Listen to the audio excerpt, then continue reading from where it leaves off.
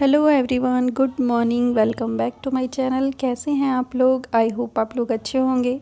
तो फ्रेंड्स, अभी सुबह के बज रहे हैं 6 और ये देखिए आंगन में मेरी दादी अम्मा पूजा कर रही है और ये कर रही हैं हवन। तो हमारे घर में सुबह सुबह ही इस तरीके से डेली पूजा होती है। हम बचपन से इसी तरीके से पूजा होते हुए देखते आ रहे हैं।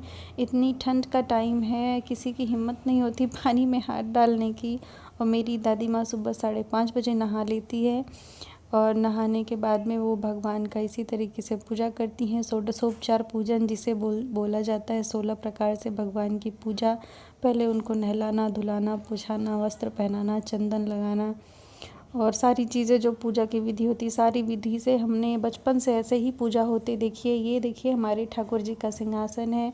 इसमें जितने भी देवी देवता हैं इनको हम बचपन से देखते आ रहे हैं और इनकी पूजा जिस तरीके से होती है उसको अभी भी उसी तरीके से किया जाता है। साल के 365 दिन इसी तरीके से पूजा होती है। एक भी दिन खाली नहीं जाता है। जब घर में सूतक या सूदक पड़ता है तो भगवान जी किसी गांव में किसी के घर, दूसरे के घर भेज दिए जाते हैं ताकि उनका नहाना और उनकी पूजा ना रुके। तो इस तरीके से देखिए ये पूजा होती है, मेरी दादी माँ कर रही हैं। और सबसे पहले सिंहासन में जितने भी देवी देवताओं की प्रतिमाएं रखी हुई हैं उनको एक सामने आप थाली देख सकते हैं, इस थाली में निकाला जाता है, पीतल की थाली में, और उनको उसमें सबको स्नान कराया जाता है। थाली में रगड़ रगड़ के उनका चंदन वगैरह पिछले दिन का सब छुड़ाया जाता है। उसके बाद स्नान करा के उनको कपड़े से पोंछ करके इस तरह से सिंहासन में बिठाया जाता है। उसके बाद जो चंदन की लकड़ी होती है उसको होरसा पे घिस करके उसका चंदन लगाया जाता है। चंदन की लकड़ी का जो देसी चंदन होता है वो लगाया जाता है।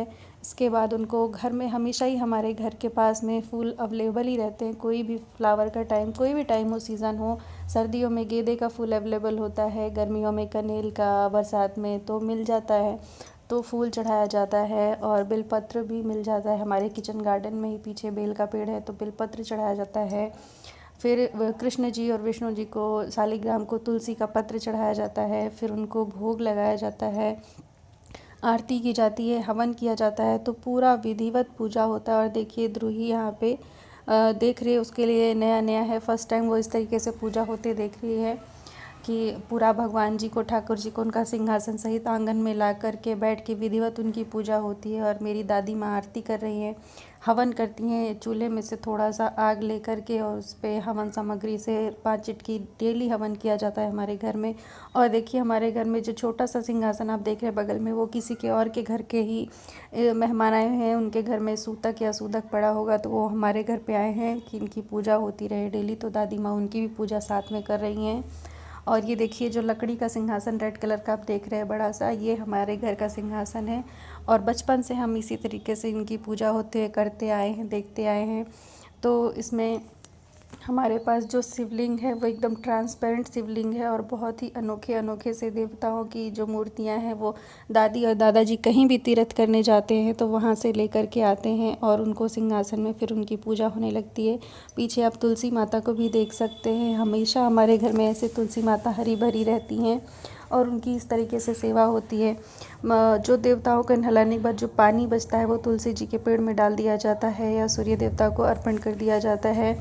तो इस तरीके से पूरी पूजा होती है हमारे घर में।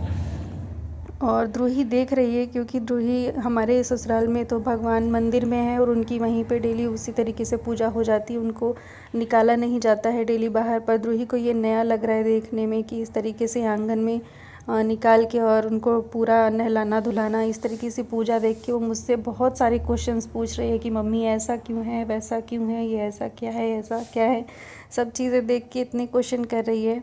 तो ये देखिए हमारे लड्डू गोपाल जी हैं और ये हमारे शिव जी हैं और दुर्गा माता की मूर्ति है, कृष्ण और राधा की मूर्ति है। इधर गणेश जी हैं और उनके अगल बगल में रिद्धि सिद्धि हैं और उनके पास में नंदी जी रखे हुए हैं, हनुमान जी हैं। तो इस तरीके से सारे देवताओं की प्रतिमाएं जो हैं सिंहासन में रखी हुई हैं। और श्री यंत्र भी आप देख सकते रखा हुआ है।